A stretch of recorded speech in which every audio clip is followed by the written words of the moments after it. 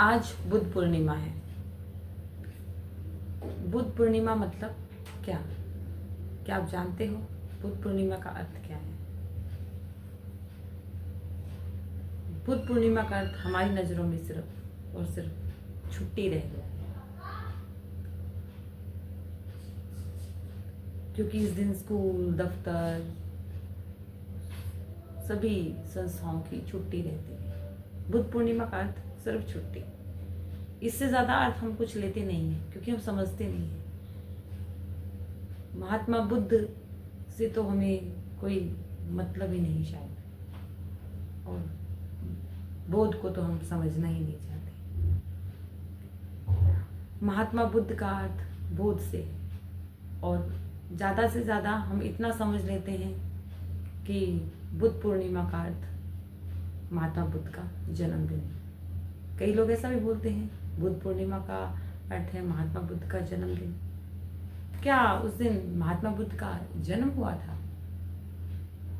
एक अर्थ में हम ये कह भी सकते हैं महात्मा बुद्ध का जन्म, क्योंकि शायद इस दिन उन्होंने जीवन को समझा था।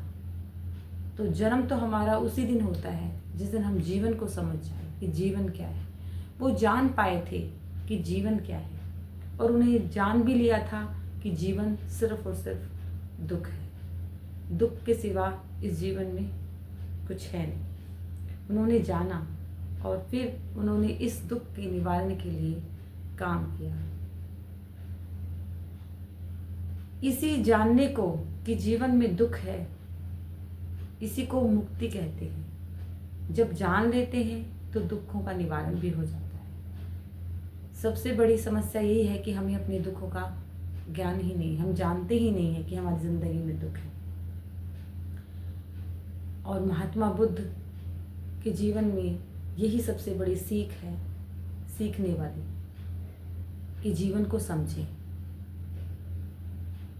लेकिन हम क्या जीवन में वास्तव में कुछ सीख रहे हैं महात्मा बुद्ध से? हम क्या, जब हम नहीं सीख रहे तो हमारी आने वाली पीढ़ी, बच्चे कैसे जान पाएंगे महात्मा बुद्ध क्या है? क्योंकि हमारे अर्थों में तो सिर्फ महात्मा बुद्ध के जीवन चरित्र को हमने सिर्फ छुट्टी तक सीमित कर लिया है। हम शायद ना बच्चों को बताते हैं कि वो कौन थे, सिर्फ एक छुट्टी को सेलिब्रेट करते हैं। कोई भी त्यौहार हो, सिर्फ यही नहीं, कोई भी त्यौहार हमारा सिर्फ सेलिब्रेशन से रह गया है। खा लो, पी लो, मौज मस्ती, छुट्टी, सेलिब्रेशन, बस खत्म। यही हमारा सेलिब्रेशन है। दुख को तो हम समझना नहीं चाहते, बुद्ध को तो हम समझना नहीं चाहते। इसी पे एक बात मुझे याद आई कि एक बार मेरे साथ की एक अध्यापिका अपनी क्लास में पढ़ा रही थी, और वो महात्मा बुद्ध का जो चैप्टर है वो ही बच्चों को समझा रही थी, सिखा रही थी। बड़ा अच्छे से करवा रही थी। मुझे लग रहा था कि शायद अच्छे से करवा रही हैं। अगले ही दिन मैंने उनसे बातचीत की, इसी टॉपिक पे, महात्मा बुद्ध के विषय पे मैंने उनसे बातचीत की।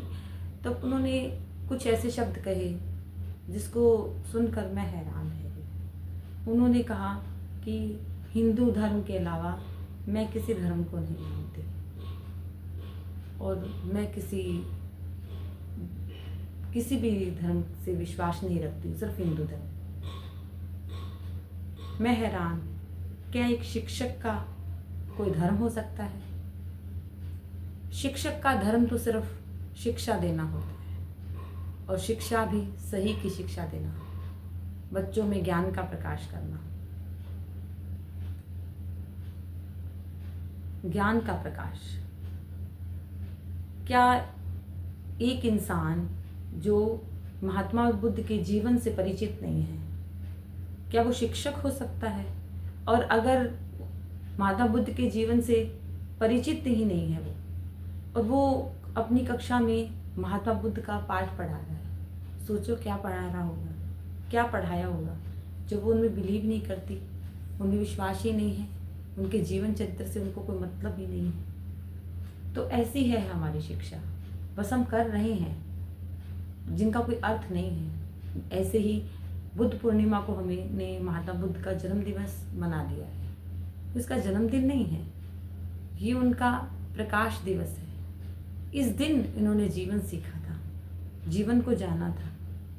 और ये जीवन को जानना सिर्फ महात्मा बुद्ध तक सीमित नहीं है, वो हमें सिखा रहे हैं, वो हमें बता रहे हैं, ये हमारी ज़िंदगी में भी उतार सकता है। इस बोध को हम भी जान सकते हैं। लेकिन हम सोचते हैं नहीं, वो भगवान थे, उनका जीवन कुछ और था, शायद वो ही ऐसा कुछ कर पा सकते हैं, हम ऐसा नहीं कर सकते। ऐसा कुछ नहीं है।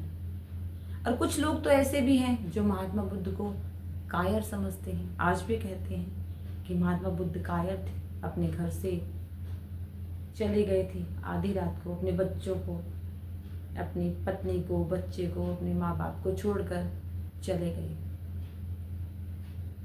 ये कायरता नहीं है। और क्या अपनी पत्नी को, बच्चों को, अपने परिवार को छोड़ना इतना आसान है? अगर इतना आसान है तो छोड़ के देखो।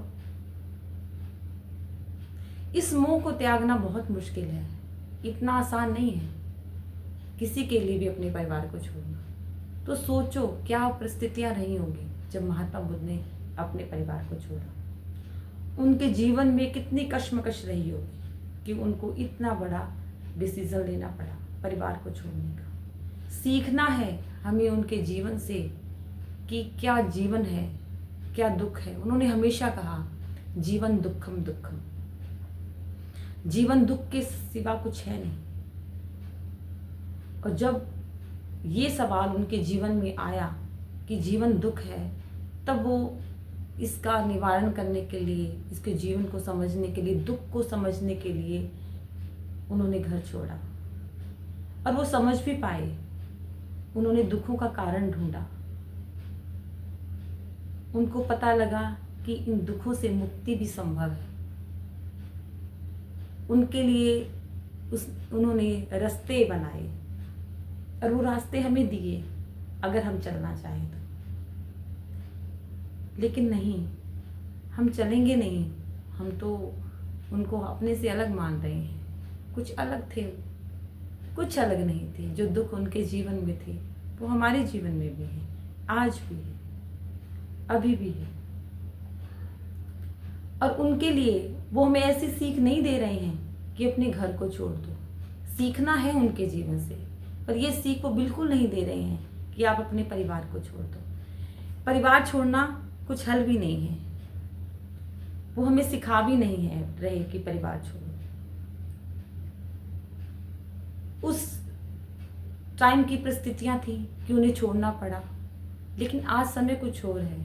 उन्होंने जाना और हमें भी उनको फॉलो नहीं करना है। उनके रास्ते अलग थे, हमारे रास्ते अलग हैं, पर मंजिल तो एक ही है।